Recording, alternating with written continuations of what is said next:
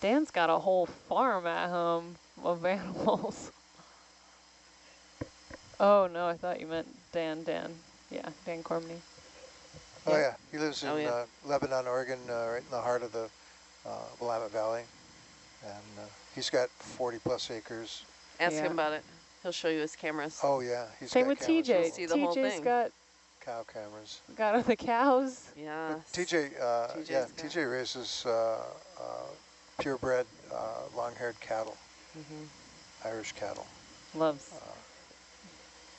TJ has a camera too? Oh my gosh, cow cam. It's the thing. I gotta look at that. Dan has cameras all over. Of course he does. Of course he does. I think this time when I go home, I might install a little camera in my house just to watch my dog, because that would just bring such joy. There you go.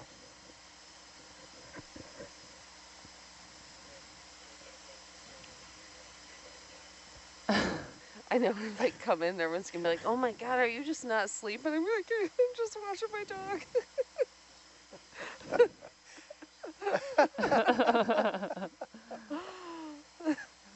All right,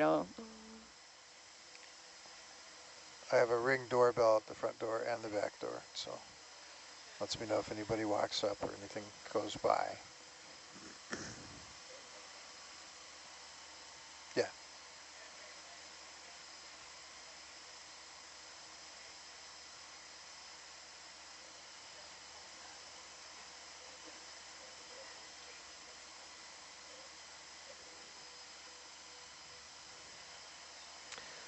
I don't know if that's changed. Oh, yeah.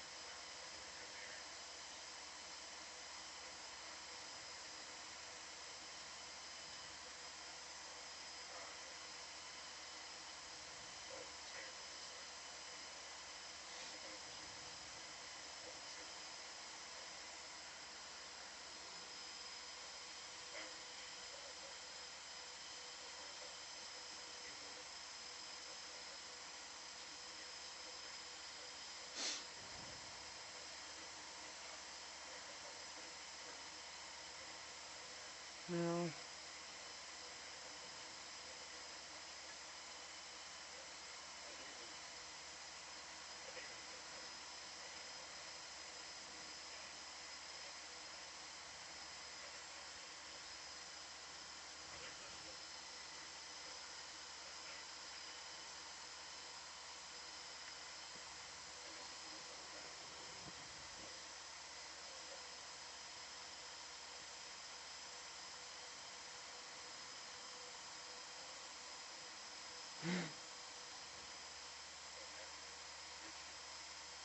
Yeah.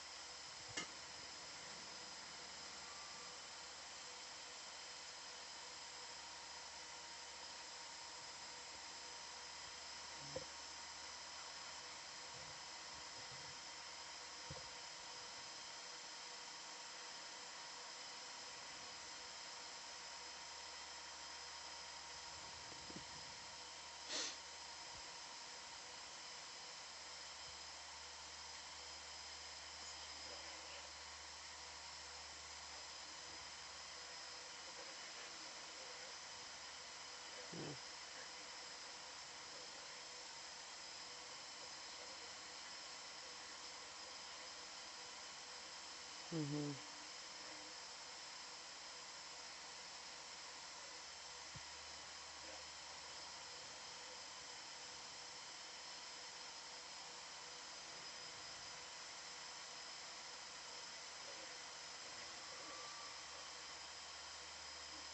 Mm-hmm.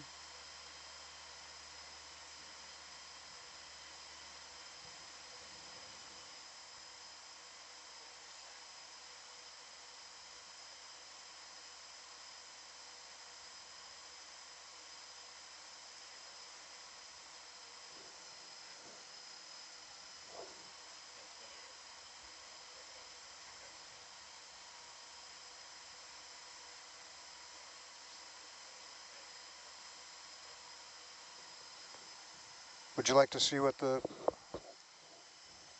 transfer of the ship looks like? Right here.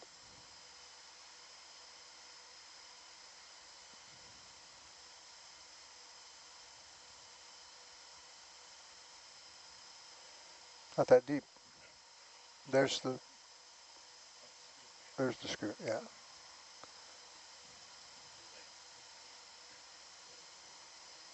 Yeah.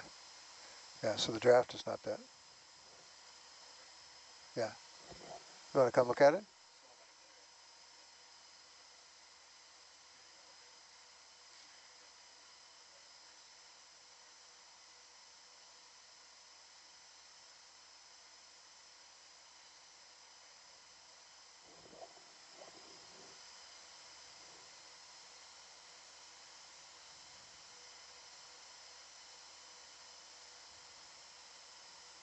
That's it.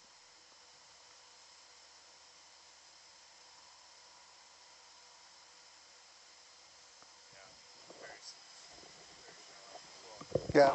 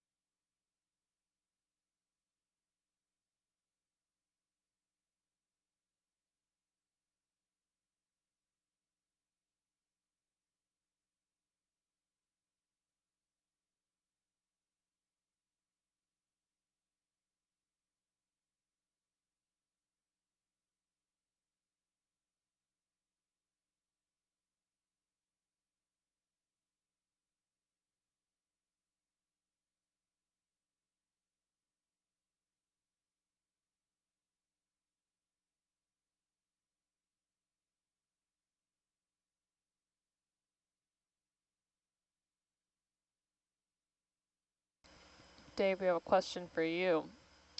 A viewer is wondering if we have any control van updates as of late or other updates to this area. Nope, Dave, who I don't think is listening. Dave, we have a viewer question for you. For me, For you, yeah. They want to know if there are any control van updates recently. control van updates recently. Anything different going on up here? Um, Or any plans? Beginning of this season, we added a small video switcher that's part of the routing switcher. So it uses all the same inputs and outputs, the entire router, but it has a control panel like a standard production video switcher. We have a small video switcher in the studio that we use to switch between cameras and playback sources and that kind of stuff. Here we're using it in an experiment to try and make maybe our channel, our satellite feed 3 feed a little more dynamic rather than just kind of hard cutting between various cameras and that kind of stuff. We're setting up special effects and that kind of stuff. Still in its experimental phases. It's quite a powerful production switcher, much more than probably we need, but it comes, it's really inexpensive and easy to integrate because it comes built into the routing switcher, so it doesn't require any external equipment chassis and just a small control panel. So we've been playing around with that. It's really useful when we sail on mapping cruises where there's no ROV stuff going on. Then we do sort of live, we call it SPL Live, and we do round-robin interviews with people around the ship in the control room. We talk about mapping, talk about what we're looking at. Various people present various things, and so I'll sit and switch a show on the switcher and switch between the cameras and graphics and you know, rendered maps and chimera projects and all of that kind of stuff. So it's just something we're experimenting with, and it seems to be working out okay. Thanks for that, Dave. Sure.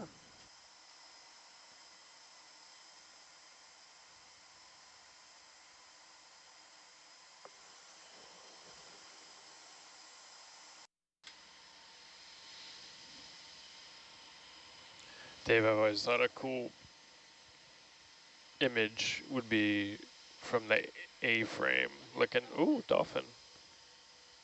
See it in the wire cam? Viewers who are wanting something exciting to look at, you can keep your eye on the aft cam that we have up. There was just a dolphin there near the 6/8 cable. Yeah, another reason to put a camera back there is on the A-frame, you know, above the ship, like looking down, just wide angle, because not only could you use it for launch and recovery, but I think it would be a neat image for highlights too.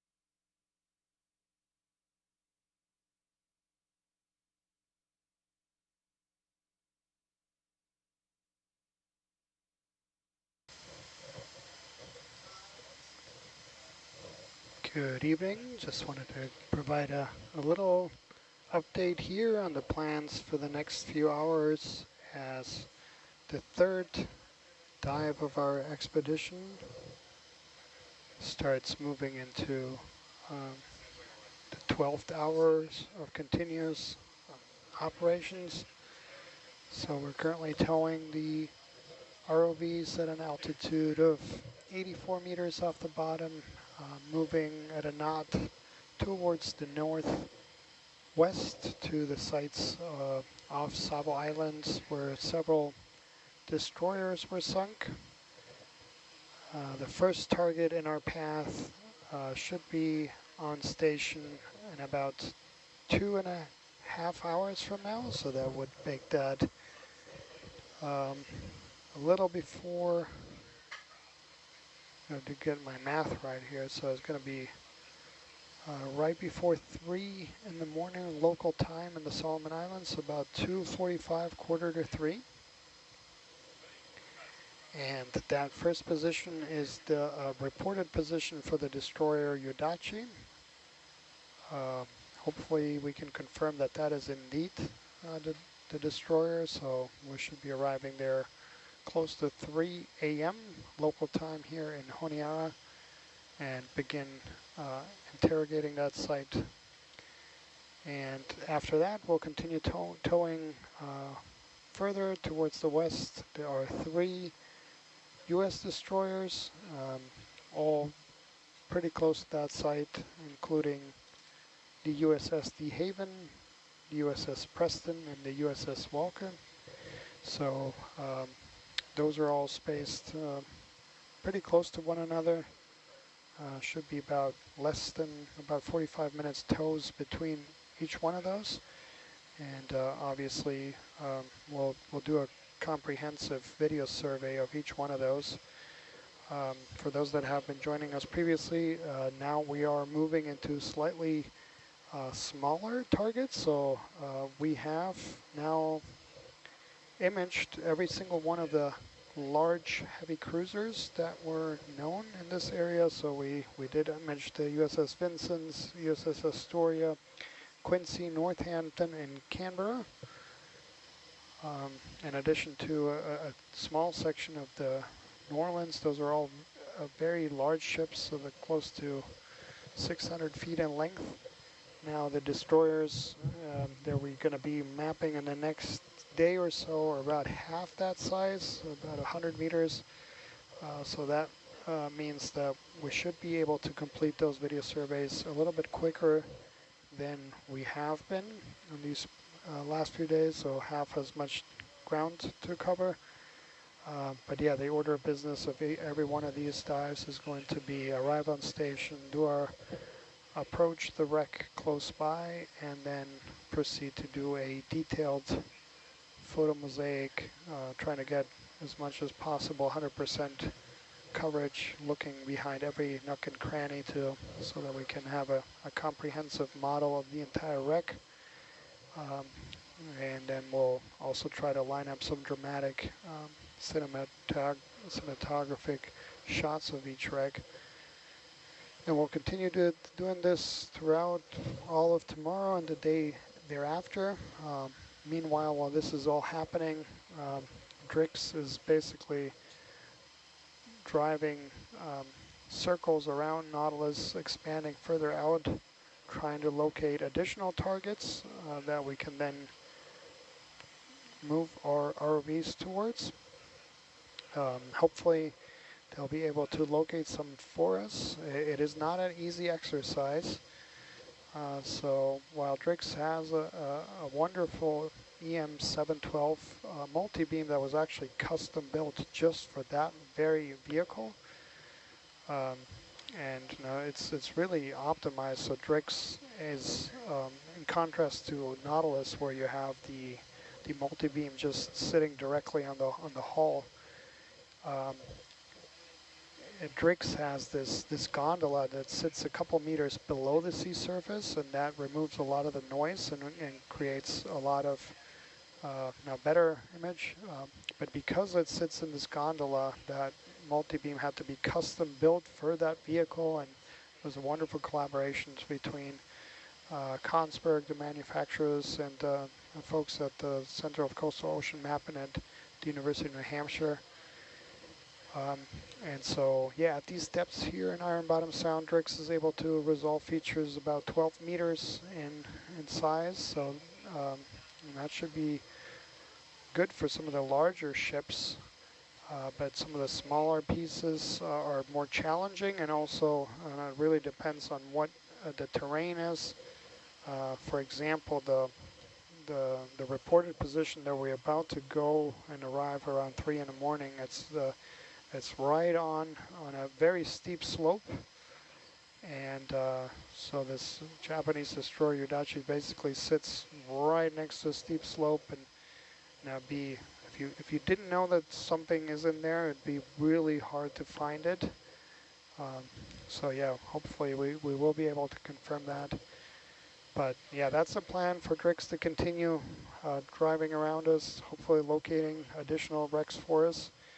We do have a few more. So in addition to these destroyers that I mentioned earlier, we also will have another position for the Japanese destroyer Ayanami that we'll also will try to dive on. And in addition to that, we have various others, including the USS Cushing, USS Barton, USS Monson, USS Gregory, and USS Little. And so for all of those, we have good positions, and we'll have those as backup plans, and we'll be able to go to all of them because it's so short distances here. But we'll try to play this game where we'll diving on us, try to have continuous ROV operations going over as many new targets as possible while also surveying previously known targets. And we have another 14 days of deep water explorations to go. 24-hour operations both by DRIX and here on Nautilus with its remotely operated vehicles. So a lot more exploration and hopefully discovery to ensure in the days ahead. So hopefully you can all join us. Really appreciate, we've had an incredibly active group of archaeologists, historians, enthusiasts, independent researchers, government researchers, academics, all join us as scientists ashore in this mission. And we've had some really wonderful discussions in the chat that add a lot of contextual information to this mission. The stories really behind every one of these wrecks is incredible. They're really incredible stories, and yeah, really appreciate all of our historians sharing these. And hopefully you can all continue watching along. It should be an eventful couple of weeks.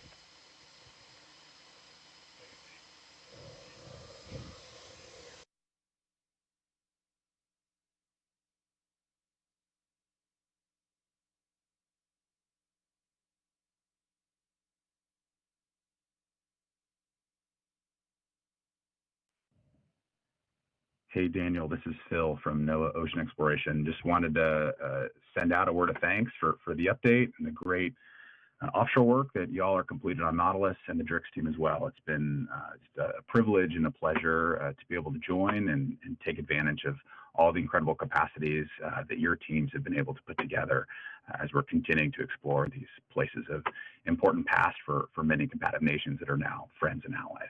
My hat's off to you guys, and can't wait for the next one.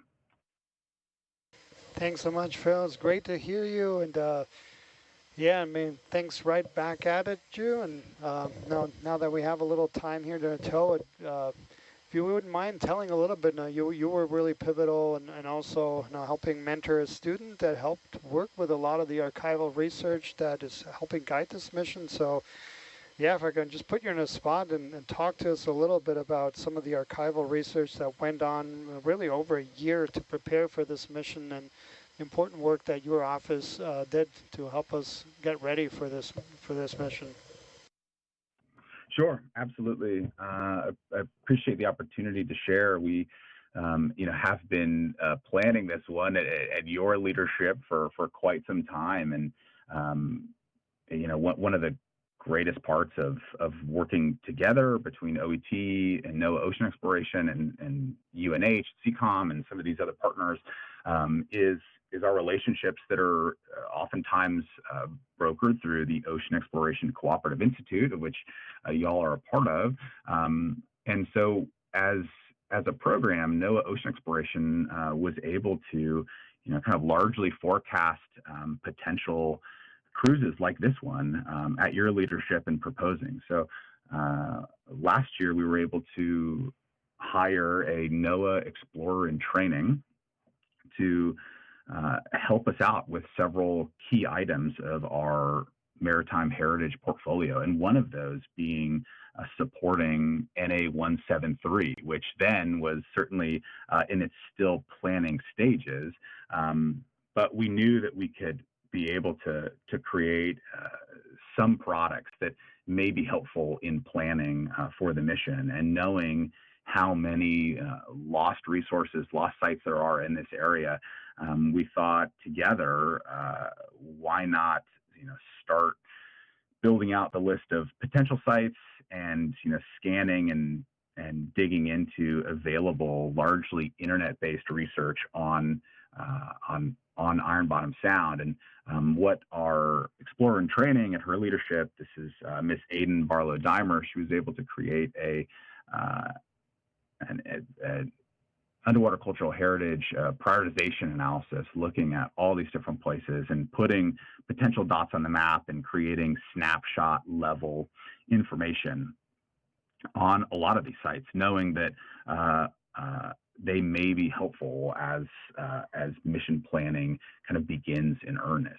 So it was a great opportunity to, I think, understand a little about a lot, and what makes this mission perhaps so unique compared to a lot of other underwater cultural heritage based missions is the site density. I've been telling everybody around here, based out of northern Michigan at Thunder Bay National Marine Sanctuary, that we were able to achieve 5 individual wrecks without pulling the vehicles. I mean, these are unique challenges and opportunities. So it can be hard to grasp all of the historical context of each individual action. There's just a lot going on here. So was really happy. Aidan did some great work for us and helped us understand that sort of snapshot level view of what happened here as mission planning continued. So it was a great effort, and certainly hopefully the beginning of much more scholarship that we can be able to take this incredible data and utilize and have the public utilize to be able to write up some of these histories and get more of these stories out there. Yeah, thanks so much, Phil, for all of that. And if I can put you on the spot one more time, I mean, you really touched on this, on the importance of partnerships. And yeah, NOAA Ocean Exploration has done a wonderful thing here in cultivating a lot of these partnerships with other government agencies that have mandates related to underwater cultural heritage sites and historical resources, as well as with the academic partners. And yeah, if I can just put you on the spot and talk to us a little bit about the importance of partnerships and exploring this great unknown and all the important resources that are still to be found and discovered on the deep sea floor. Totally. And, the element of partnerships really enables a cruise like this. It just would be so difficult. I couldn't imagine doing a cruise like this without the folks that are engaged here. And that includes Ocean Exploration Trust, that includes UNH and CCOM, that includes all the wonderful partners through the Cooperative Institute, but certainly beyond. Maximizing data collection, maximizing planning and collaborative efforts is key. And I think what partners have really shown us through the planning process especially is highlighting the importance of why we go, of why a cruise like this is happening, and really pushing it forward, knowing that the investments, the time, the expertise, the technology, the scientists ashore and aboard are really putting their best foot forward, right, in the most important, impactful places where these really rich stories, often challenging stories, are being told by new technologies that are being brought to the table by various different partners. We're learning together, and that's not just on the technical end. We're learning how to do archaeology together in deep water using all kinds of new equipment, new approaches, and these cruises have if they haven't taught us one thing, it's that only together can we really do this. Telepresence-enabled exploration, it's such a big part of this, right? Connecting and making meaningful connections to not just the academic and research communities, but to the ocean community, to the public, to classrooms. And everybody's bringing something to the table here, and that's the magic of it all. It's wonderful. Yeah, wonderful words there, Phil. Thanks so much. I really appreciate all the work that your office does in helping sponsor efforts like this, and all the legwork and helping with connections through State Department and other agencies. So yeah, very grateful for being an incredible enabler for this work that is so touching to many of us. I think the thing about this work is that I think the human element really comes through powerfully. These are incredibly powerful stories. These are places where many communities from many different nations are intrinsically connected, and we're so thankful for all the sponsorship, for all the support from NOAA for this work. It's great to be involved. Thanks so much, Daniel. I can't wait for Yaduchi and the rest of the crews. It's been hard to pry away, and just always amazed at the ability for folks ashore to stay connected and make contributions here. And that includes partners certainly directly connected with the crews, but many others as well. I know there's plenty of our incredible colleagues at Naval History and Heritage Command. Of course, Frank Thompson's on board, but NHHC has been incredible, providing their own priorities and interests across the board, across their underwater archaeology branch office.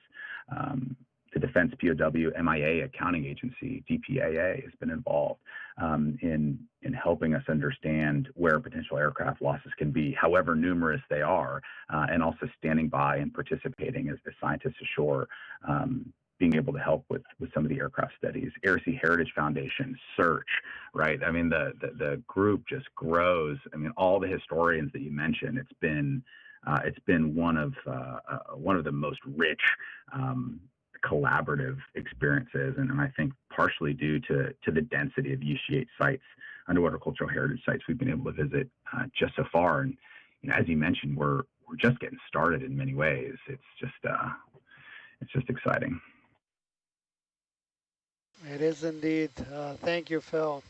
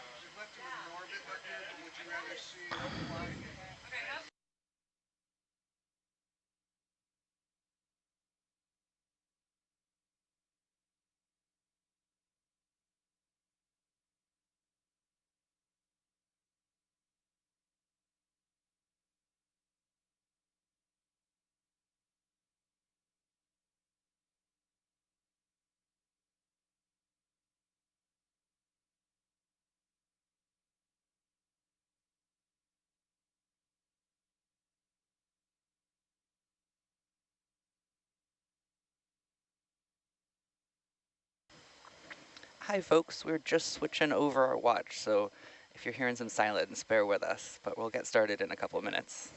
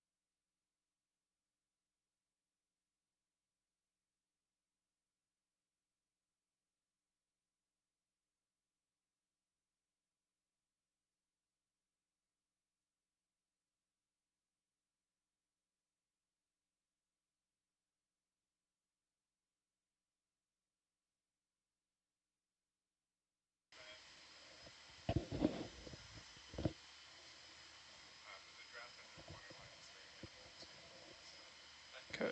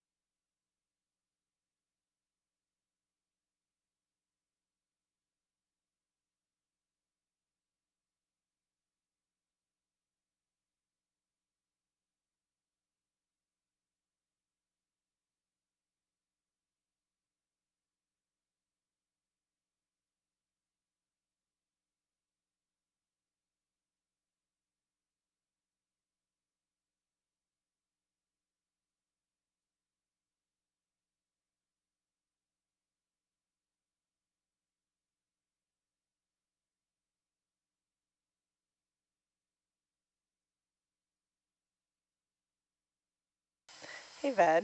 Little switch up of location. It's exciting.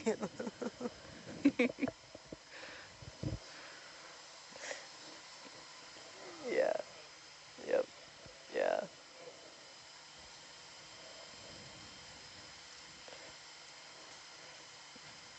Just once or twice.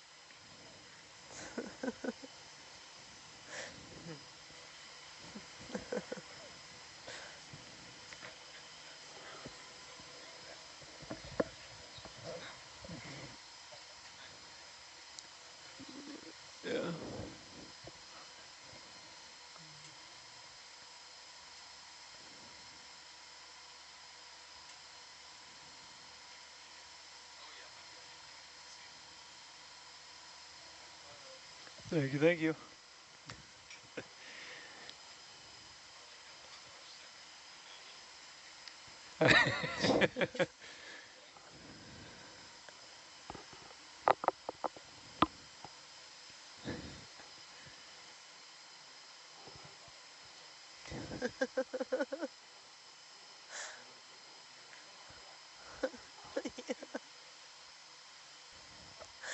Stop jinxing us. You just have to jinx us, don't you? The last time you brought this up, we were talking, we then dove down into the weeds to the laundry machine. So let's. Wait, will y'all hop on SBL? I want to hear what you're saying, and it sounds hilarious.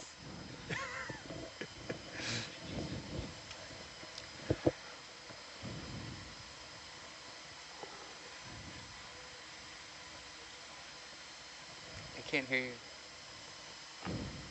We have an hour and 35-minute transit to the site. You're not on SPO. Oh, I'm not on SBL. Yeah, we have an hour and 35 minutes while we transit. Yeah. All right. So that's a long time if we're jinxed. But yeah, good morning, everyone. You heard a little bit of silence for a while. We're just doing a switch from our watch, but we're on our way to transit. You said an hour 35 or so? Yep, 1 hour and 35 minutes. All right. Well, that's a lot of time to fill. Shall we start with introductions? What do we think? Get everyone. Oh, it's on way SPL. too early for introductions. Yeah, I'm still getting. Way I'm too still early. waking up. Okay, we're still waking up. It technically is man. midnight. I'll give y'all fair. It's okay. I made coffee, so it's morning now. It's I'm ready morning. to go. We're good. All right. You want to start us off? Fine. Oh, yeah. I can too. I can be awake. I'm so excited to be here at midnight on this watch with you all. My name is Noelle. I'm the data logger, and I am the science coordinator for OET. And because the front row always talks about all the fun things they do, and I never talk about that, I too like to be in the mountains and live off grid and bike and kayak and row and all the other things. Larry, it's your turn. Yes, I'm trying to wake up too. I'm Larry Mayer. I'm the watch leader on this watch. In real life, I'm the director of the Center for Coastal and Ocean Mapping at the University of New Hampshire. And that's a national center for excellence in developing new techniques and new approaches for seafloor mapping and ocean mapping. We have a large group of people there really dedicated to the task. On this trip, while I'm sitting on the ship, we have 7 other team members over in Honiara, and they're operating our uncrewed vehicle, Drix, which is a beautiful, sleek 7.7, about 25-foot long vehicle that we call autonomous, although it doesn't really, we still supervise it. We can pre-program paths for it, which we do, and it will run on its own and avoid obstacles on its own, but we keep an eye on it all the time. We have an operator or two always keeping an eye on it. And it's out there with a mid-range sonar, a sonar that can map down to about 3,000 meters. And it's trying to help us identify targets that may be on the bottom of Iron Bottom Sound that haven't yet been identified. And so we've had some luck finding some, but there's also lots of geology down there, and sometimes the targets prove to be natural features. So while that's going on, we're analyzing those data, we're reporting it back, and we're trying to kind of have a mix and match here of moving from verified target location to verified target location, but throwing a potential target in between to see what we might find. Frank? I'm Frank Thompson. I'm the Director of Collection Management at the U.S. Navy History and Heritage Command. It's an honor to be here, even at midnight, to participate in this project. Navy is commemorating its 250th anniversary this year, and we were looking at some of the shipwrecks from one of the most pivotal campaigns in that history, and look forward to even more exciting finds in the coming dives.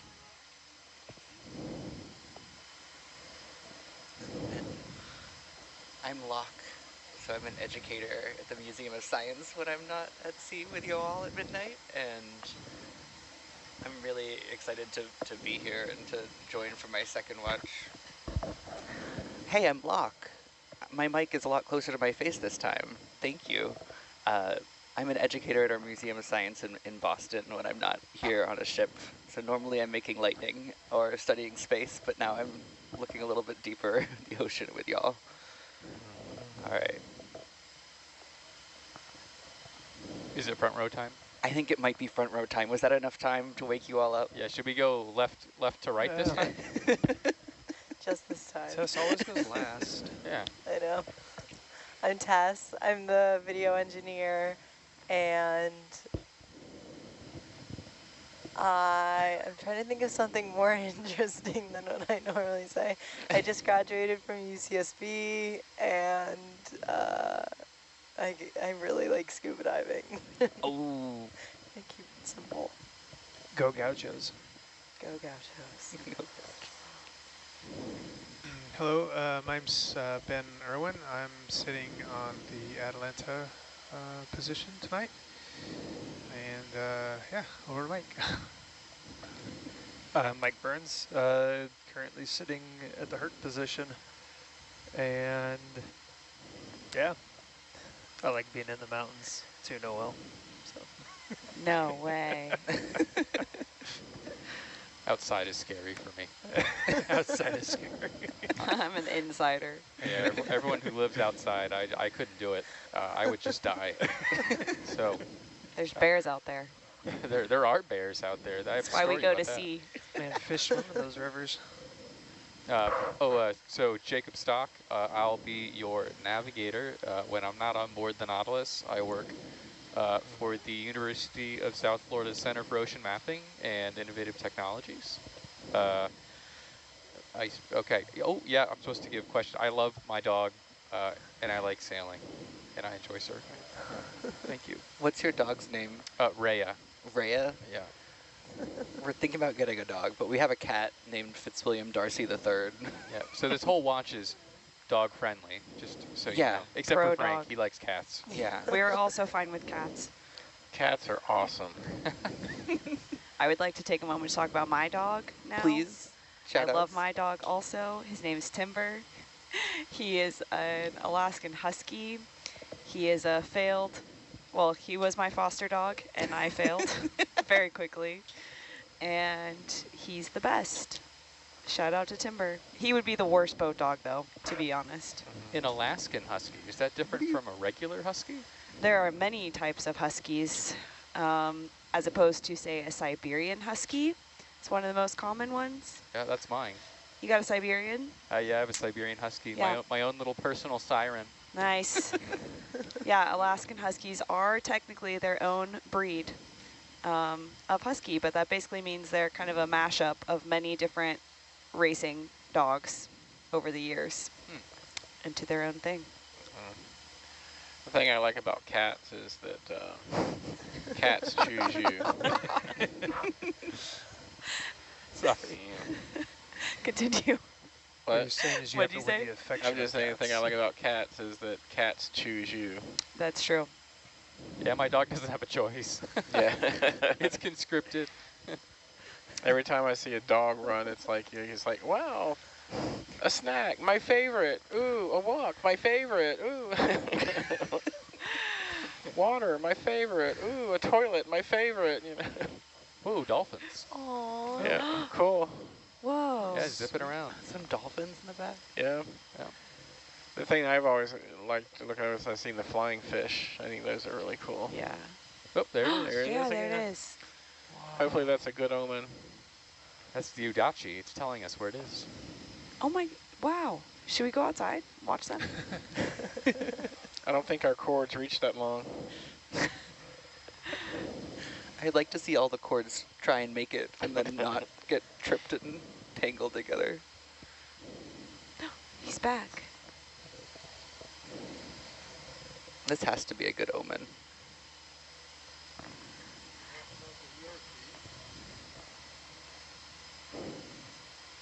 Oh, is that mine? Thank you.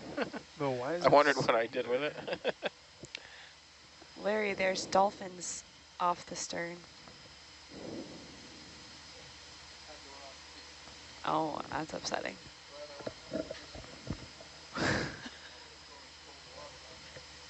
On what? Are you anti-dog? You got to say this on SPL. Yeah, You so got to let the everyone. people hear. I can just It's already been I can told. just see the outrage pouring in. Don't you have a dog?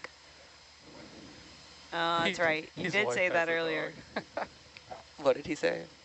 He said his wife has a dog. Oh, right. He has a roommate. You don't have one picture of your dog on your iPhone? Wow, Larry. Wow. I thought we were developing a friendship, and Dolphin's still I over don't there. know. See it? There it is. Still swimming around.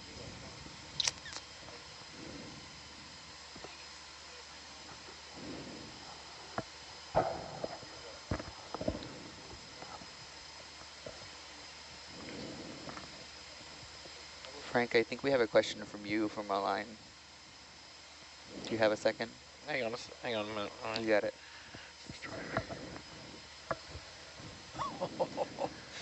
Look at that timber. Nice. That's a good one. You finally got a pup date. Got a pup date. Ben, don't you have a sailboat dog? Yeah, I have a little Chihuahua and Terrier mix. The one about what are That's the main awesome. targets? Great little guy. Yeah. Named Finnegan. Such We a have good a name.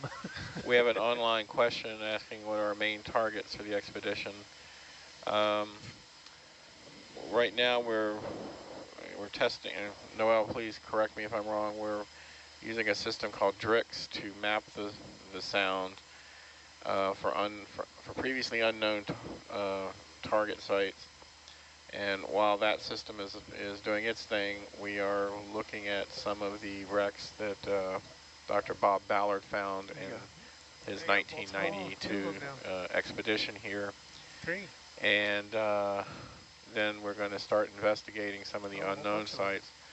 Here comes the whole school. They were asked. The question was asking if we were focusing on, I guess, the destroyers and cruisers, but I think we'll start seeing hopefully see other types of wrecks too as we continue our expedition. We're going to be on site until July 22nd, I think, is the last dive. So we've got a few days left to do some exploring. Yeah, that's exactly right. We've got a handful of known targets that we've gotten from various previous expeditions, most notably Dr. Ballard's expedition in the 90s that found a handful of wrecks here in Iron Bottom Sound. So those have been kind of the initial wave of priority. So we've been able to revisit some of these wreck sites and collect some new imagery and do full archaeological surveys, non-invasive surveys to monitor how these wrecks are changing over time and continue to find diagnostic features and think about what the stories about how these sites were sunk. And exactly, we've got a couple other assets out that are doing some mapping work to try to locate many more of the other unknown targets that are out there. I don't even remember the final numbers. It's something like a few hundred shipwrecks in Iron Bottom Sound and up to 1,000 planes. So yeah, we are certainly starting with these known targets and gonna continue to prioritize new locations that we find with other mapping I data. think the numbers we're using are 111 vessels lost in Iron Bottom Sound, with 30 found and 21 remaining to be found. Wow. And then, yeah. See? We're getting some comments, from our following about there were some that we have listed as unknown, but apparently some local folks know where they are. One that my office was interested in knowing was where the oiler USS Kanawha wreck located, and a gentleman has posted on our comment feed that apparently he and his family kind of know where it is, and it's been a known dive attraction in these waters for many years. So it's probably something I'll need to follow up with him at some point. Yeah, and there's many more of these wrecks in shallower waters than our systems are capable of. And while we're here, we've also got another smaller boat that's doing a lot of the shallower water mapping that's also looking to identify some of these unknown targets. So we've got the DRIX, we've got the shallow water system, and we've got Nautilus out all working together to try to continue to map and identify these targets in Iron Bottom Sound.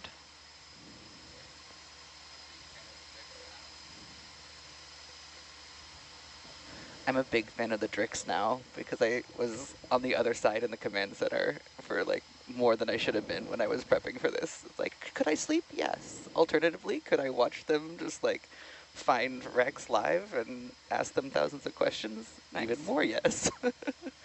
I nearly saw it, but then they told me I had to hop a fence, and I failed to hop the fence in time to see it leave. In my defense, the fence was very high.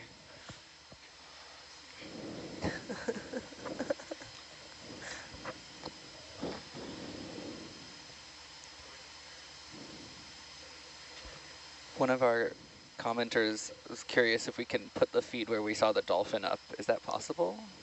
It's up. It's up. Let's see if we're... It's on 3. Channel on 3. Okay. It's the front and center camera. I haven't seen the dolphins in a few seconds, but maybe they're still around. Yeah, they've been off of the stern if you're looking at the feeds. But yeah, I think they may have gone back down. I haven't seen them in a minute, but it's a whole pod. Wow. Okay, this is a question that's perfect. Who's man's best friend, dog or fish? Cats. Like you'd have to ask us such a question. Sorry. It was a question? Sorry. Yeah, it was off SPL. They were asking if man was friends with fish or dogs more. Yeah, who's man's best friend, dog or fish? Dog or fish? Man's best friend? You can't take a fish for a walk, you know what I mean? Well... You can if you're swimming. They don't have legs. You're going on a swim, you're not going on a walk. Well, you don't... Best friends don't require walks. They could require swims. That's a great point. It's a tough question. I mean, those who know me know that I'm obsessed with my dog. But I've always been obsessed with sharks, and sharks are technically fish. Potato. I don't know. It's a good question. It's a toss up there. What's your favorite shark? Jaws. My favorite shark, I would say the cookie cutter shark is probably one of my upper ones, my top ones. Right up there with, also probably say goblin sharks and probably tiger sharks. So those are my top 3. Do you have any cool facts about your top 3? What make them the best? I'm sure there'll be comments debating you. I mean, with tiger sharks, and they just, the fact that they eat everything or can eat everything and invert their stomachs to shake out what is not digestible, and then they can suck it back in through their mouth. I think that's a very unique skill set right there. You have these little tiny cookie cutter sharks that swim in the open ocean and have been so vicious as to actually send a U.S. submarine back into port because it took a scoop out of its nose cone. So that's pretty awesome. We have a comment online from our supporter, Jonathan Womack, who said thresher sharks got to take the crown. Ooh, thresher sharks are good. They're good. I mean, that tail to snap and stun their prey. The big eye thresher or the pelagic thresher, though, is the question.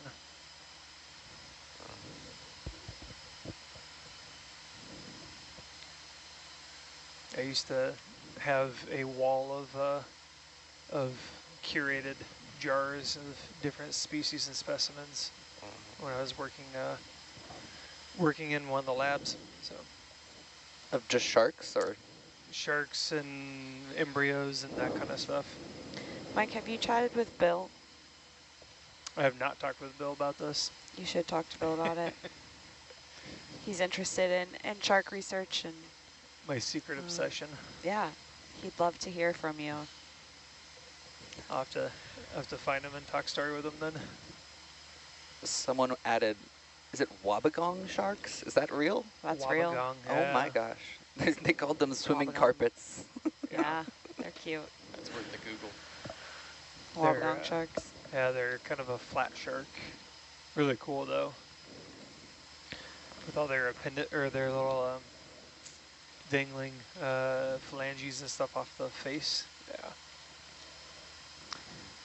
I guess it wouldn't be phalanges, but.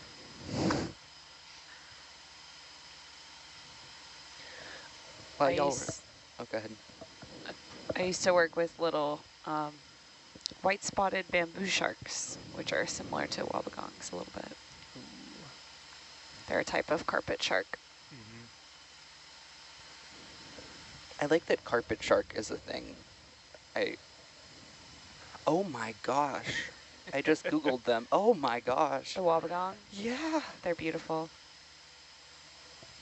That wasn't the first word that popped to my mind. Oh. It was more shocking, but beauty is great. We can call this beautiful too. But the face is like talking from the floor. Wow. I guess there are multiple species. Maybe I'm just looking at one of the weird ones. Okay, next question. Which of these sharks would be easiest to take on a walk? Or a swim, sorry. To take on a swim. Wobbegongs. But I imagine they would be like the golden retriever that you walk for like 5 minutes and then they just lay down and stare at you and they're like, I don't know if I want to go any farther. And then you have to carry it home, you know? Yeah. That's what I imagine. That's my cat. I take him on walks and he will like sit in the backpack and go on your shoulders and be like, okay, I'm ready to hop off and not move for 15 to 30 minutes. I feared the thresher shark would be like my dog on a walk, which is like drags you for hours. You don't get to stop. Never stop. Or pick which direction we're going. Absolutely not. Someone asked, where are my megamouth shark supporters? I was going to say, megamouth sharks are amazing.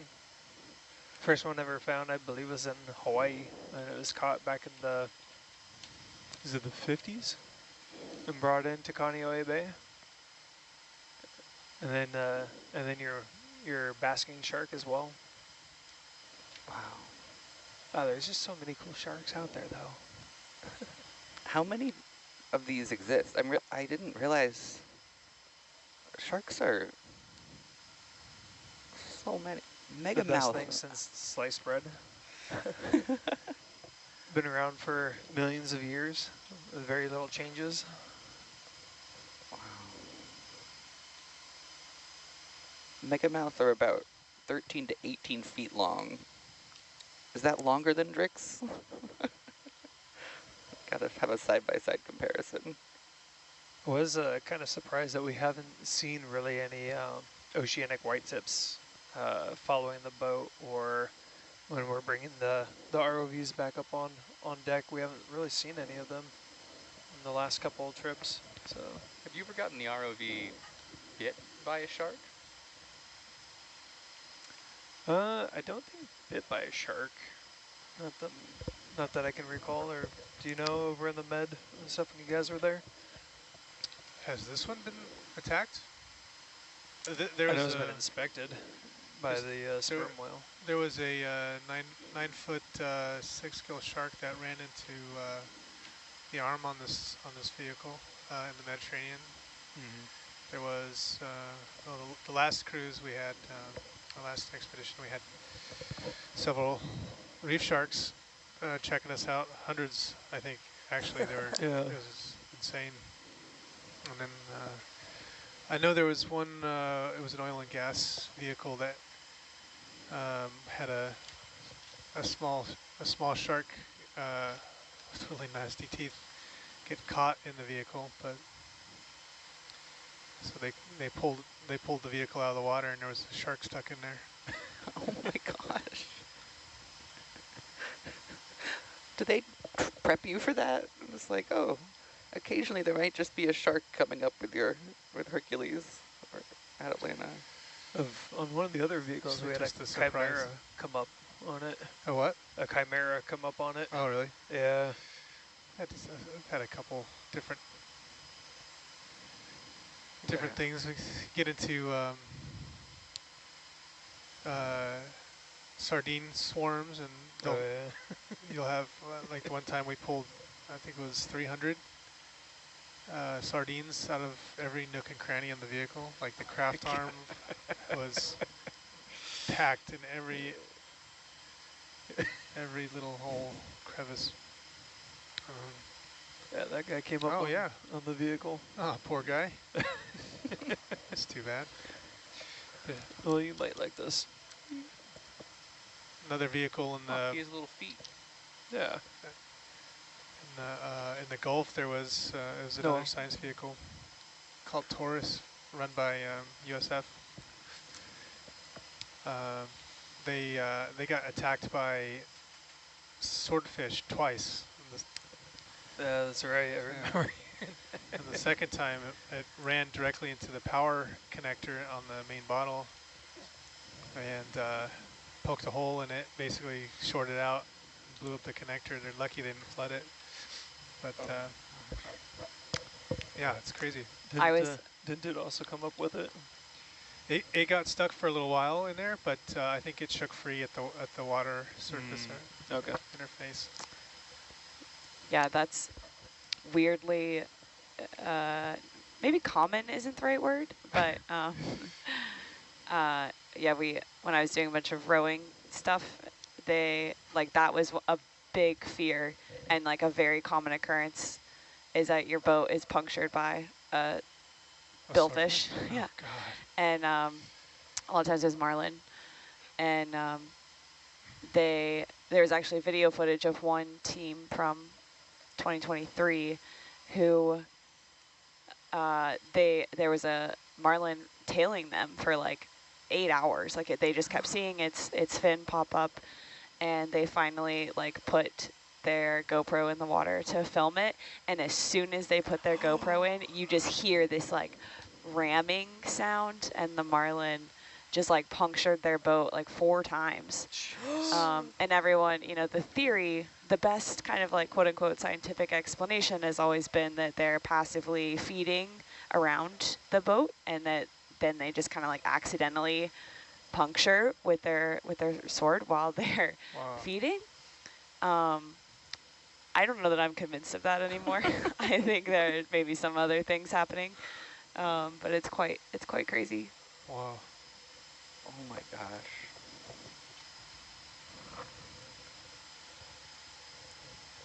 I think there's also a story of, is it Alvin? I think that Alvin has a famous story about a billfish. Someone commented that, saying like Alvin once came up with a swordfish stuck in it. What's Alvin as the noob? The old kind of classic manned submersible. Oh man. Yeah. There's a new Alvin. There's a new Alvin. Yeah. The Navy runs it through Woods Hole. But it's a science submarine. I think it's rated to 6,000. The electrical engineer that works with Hercules, Bob Waters, he used to work with Alvin. Yeah, he's one of the longest running, wasn't he one of the longest running Alvin pilots, or had some of them, he's up there with top number of dives on Alvin or something like that? Does anyone know? Probably. Yeah, something along those lines. He just recently retired. What are you looking at? I was trying to find the story about the cookie cutter shark attacking the submarine. It says, is back during the Cold War era on a Ohio class submarine, but it doesn't say which one.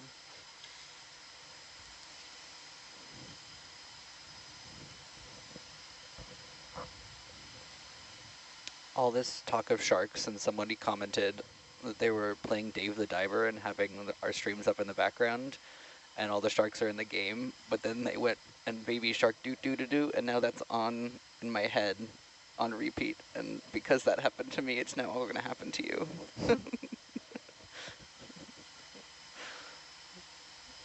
Gosh.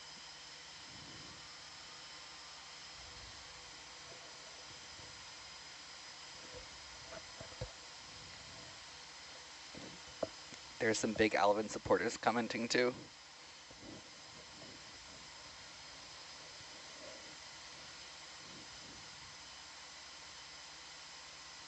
Yeah, Robert's done quite a number of dives on Alvin. Yeah.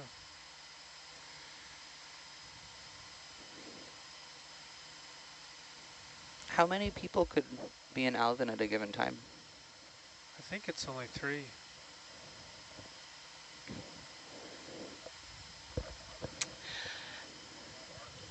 How does manned submersible piloting compared to ROV piloting? Ben, have you done any manned submersible work? No. Too claustrophobic. I've seen it, and I can tell you it's a lot less comfortable. And you have a bucket. So you have a bathroom here.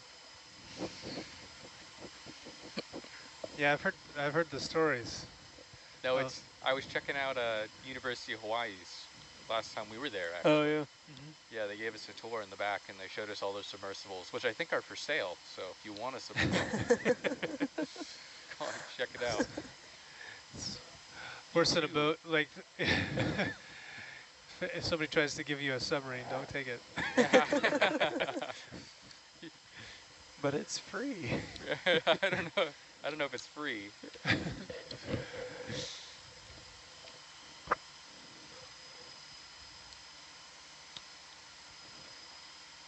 Some people really insist being there, you know? They don't just want to see it. They want to, like, be there. But, like, honestly, they only have these little tiny portholes to take pictures. Mm-hmm. I know. You know, through your, like, they aren't big. The very small spaces. That's why they need VR headsets. Yeah. Stereo. Gotta really like the people that you're going down with. Oh, yeah. And trust them, I bet, too. Yeah.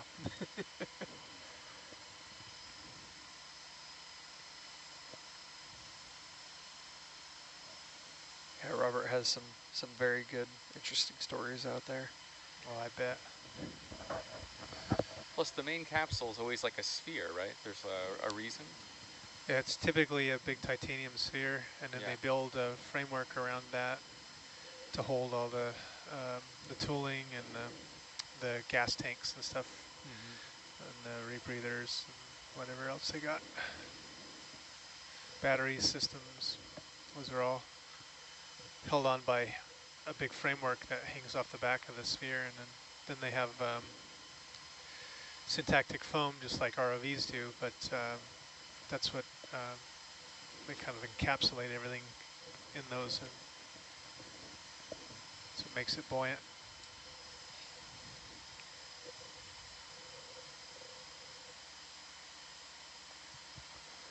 So when I was researching for this expedition, I learned about a submersible that was named Nautilus, and they were going to the South Pole, and those conditions were genuinely terrifying.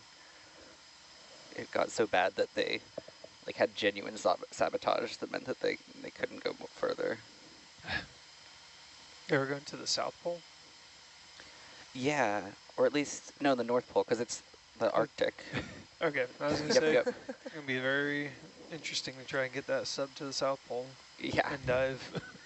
They went under the ice, but it was like with untested machines, and so it was like almost terrifyingly stupid. They had this like these tracks, so they would go under the ice, and then the tracks kind of are supposed to follow along the bottom. And then they had a drill that was supposed to be able to drill up through the ice. And then they tested the drill, and it didn't work. And then they continued anyway.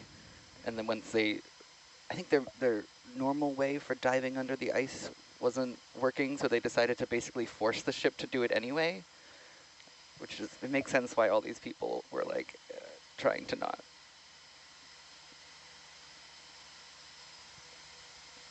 Yeah, but they're trying to do it. Their goal was to go underneath the North Pole and then drill up so that they could make it, and then have this massive flyover for a huge result. Did you say drill up? Yeah, so go under the ice and then drill through the ice and be able to climb up. That was their plan. I assume it didn't work. It did not, well, no. It was quite, it did not go well. Sounds like something the Russians might try. Wasn't there some stuff about that? They had their submarines breaking through the ice and Yeah.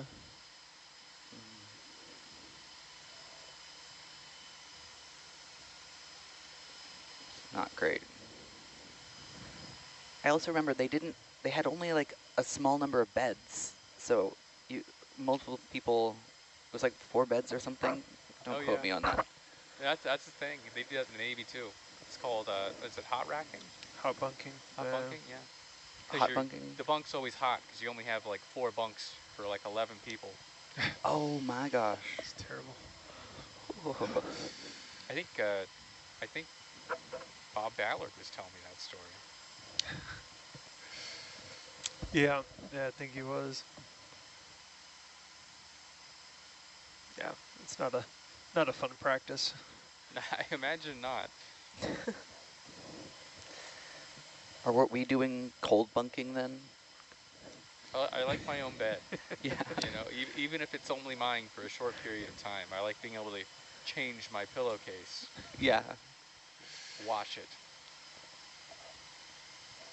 Even if your shipmates are folding you up in it.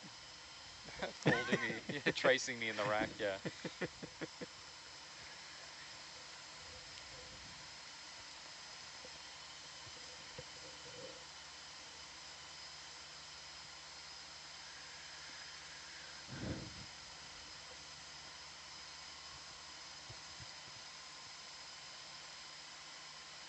I'm reading up on the original Nautilus expedition, and it's just bad luck and then terrible decisions constantly.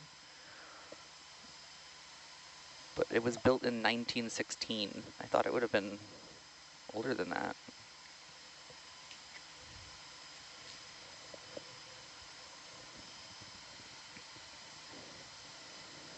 But they did a test off New England coast. And had a bunch of criticism. Uh-oh.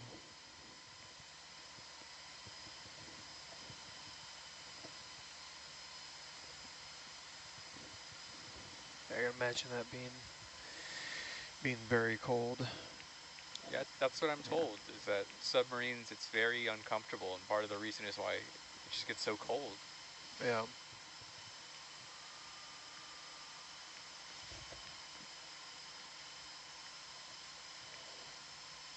Especially without insulation.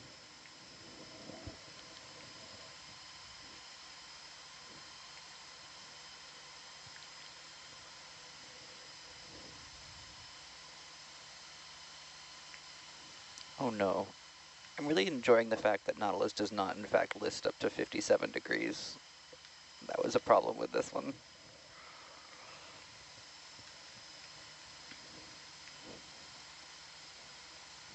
I like cold bunking and ships that don't tip over.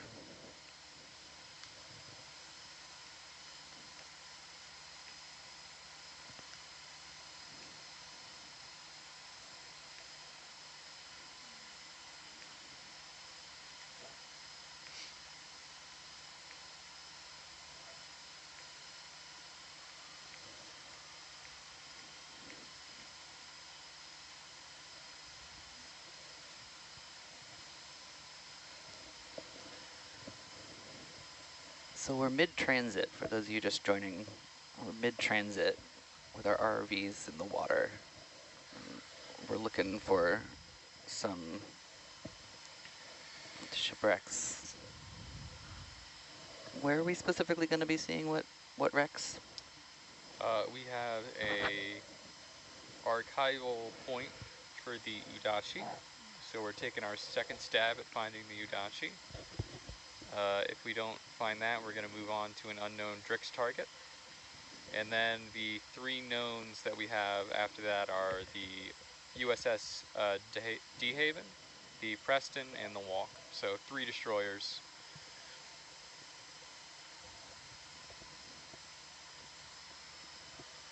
And then I'm looking, there's also a PT boat, so if we really have extra time. We are the Lucky Watch, apparently. Maybe we leave a little bit of the fun targets for a 4 to 8 watch. Well, I doubt we'll hit all of them. You know? Yeah, if we do all of that, I will be kind of terrified at the I'd loss. be very surprised if they were at the Walk by our watch next time. Yeah.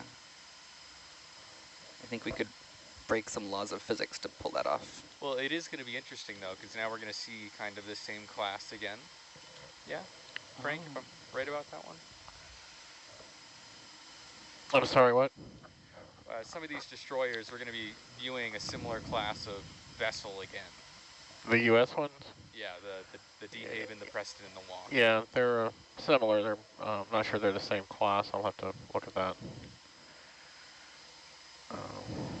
Are they all U.S. destroyers? Yep. Or? Udachi's Japanese, right, and the others are U.S.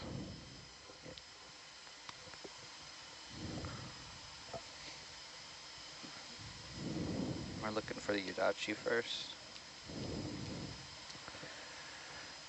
The viewer is curious. USS De Haven is a Fletcher class destroyer. Yep. What was the other one? The Preston, USS Preston. DD-379.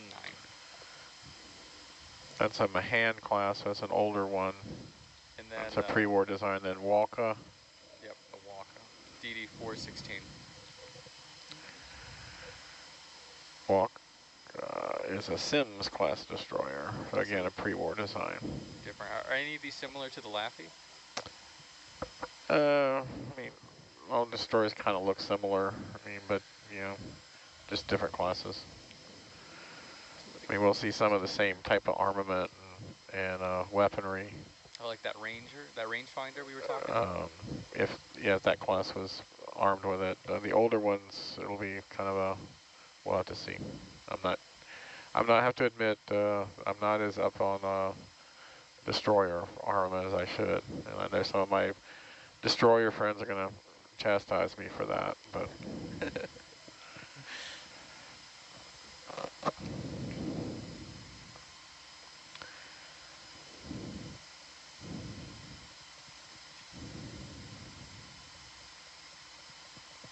So what depth do we typically tow at when we're moving from one place to the other?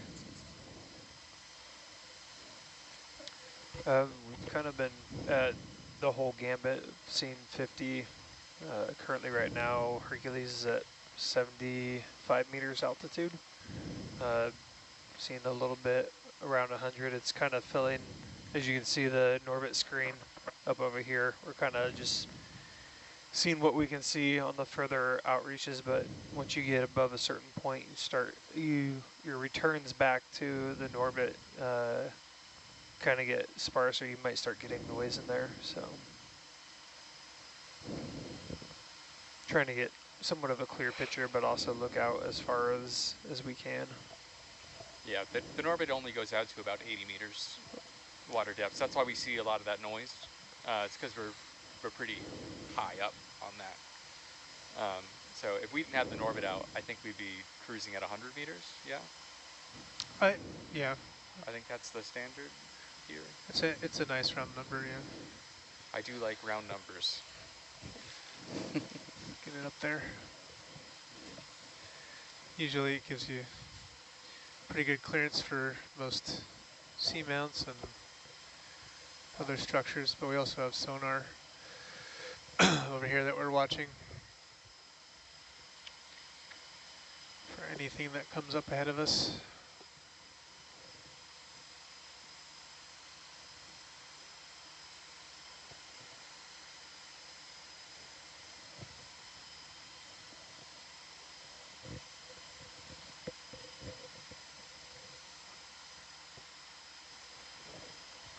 Just looking up some data on the Walker, and it shows a very similar armament to the Laffey, the single 5-inch 38. You'll see that on the Fletcher class too.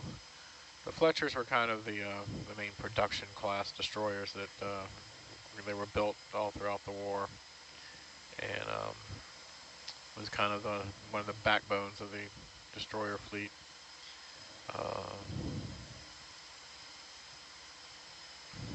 The older ones, like the Sims and Mahans, they were designed during the treaty era. So they were built during the 30s.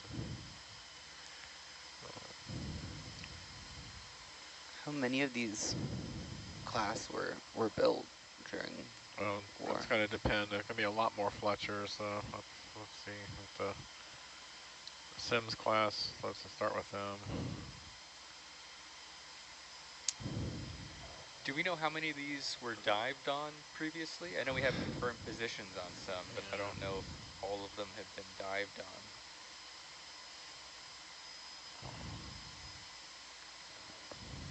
I'm peeking on Frank's research and just saw it. Well, I was reading Dr. Ballard's book that was sitting in the lounge, so, and I didn't see like too many images, so.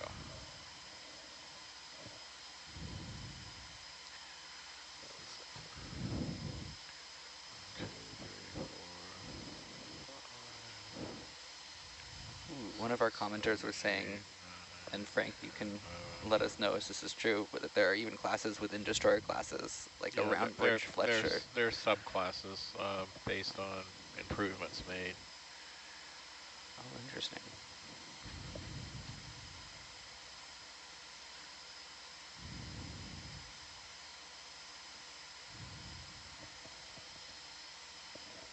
Looks like there were 12 completed. For the Sims, there were 12 completed, 5 were lost during the war. Wow. 12 Sims, class destroyers. Yeah, the Sims preceded the Benson class, which is what Laffey was. Okay, so we're going kind of back in time from yesterday.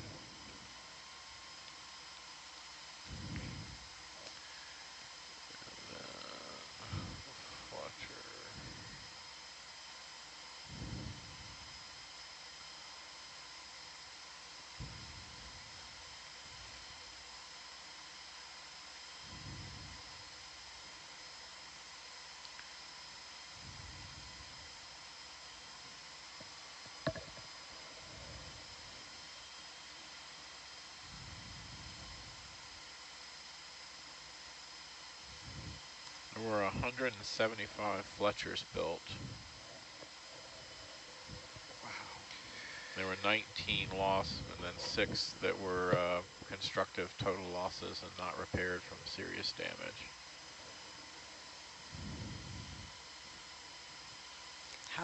Three of them survive in the U.S. As museum ships. The USS Kidd in Baton Rouge, the USS Cassin-Young in Boston, near the Constitution, and then the USS The Sullivans up in Buffalo, New York. And of course the Sullivans has a tie to what we're currently doing, because it's named for 5 brothers that were lost when USS Juno was sunk during, or just after one of the naval battles here. Wow.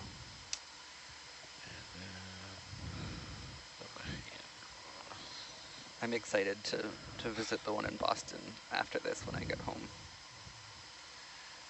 And then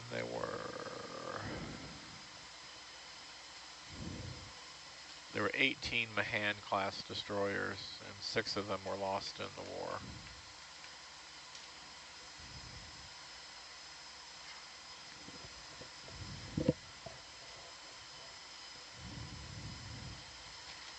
How did the ships get their names? Oh no, I asked it. Controversial topic. Well, it's a, yeah, I mean, it's, the Secretary of the Navy approves names of ships. Sometimes our office is asked to do some research on a proposed name, but ultimately it's a choice of the SecNav.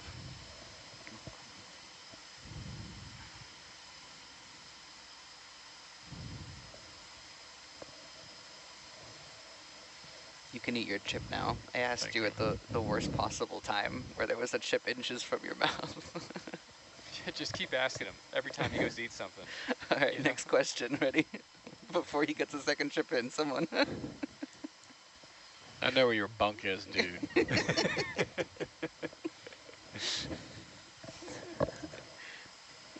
I know what some of the Navy tricks are. I know where I can make your life horrible.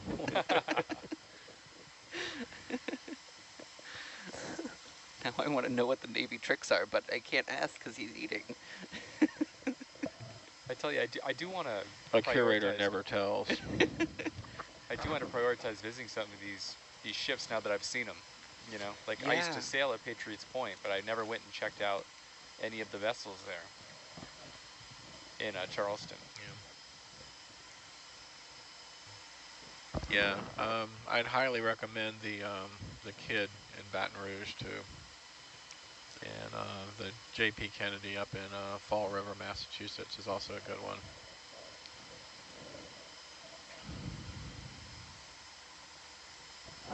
So this midnight watch is the perfect time for the Museum of Science where I'm from, so we're up on the Science Live stage.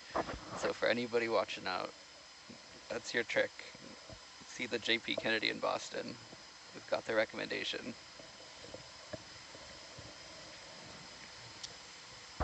And a guy named Rich Angelini will give you a grand tour. Rich Angelini. Yeah, his father served on the ship when it was active duty, and volunteers with the group that maintains the ship. So as a memorial to U.S. Navy and destroyermen. And then the ship superintendent at the Kid, a guy named Tim Nesmith, has been instrumental in helping us identify some of the wreckage pieces we saw in Laffey. So again, our expedition is fortunate to have such good supporters, people who know these things. So we work with them day and night and can help us. So we're very much appreciated.